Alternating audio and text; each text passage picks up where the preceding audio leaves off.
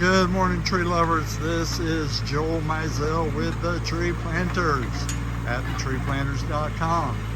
So we're starting a job today where we are removing this dead Sylvester palm and replacing it with a triple trunk ribbon palm. Over here, all these limbs that are hanging over the driveway are going to be cut back, even with the driveway, and then we're going to remove all this foliage. That's Tito over there.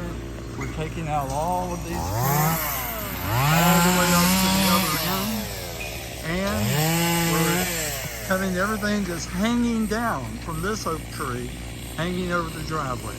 We're putting 5 additional sago palms, king sagos, throughout this entire area here.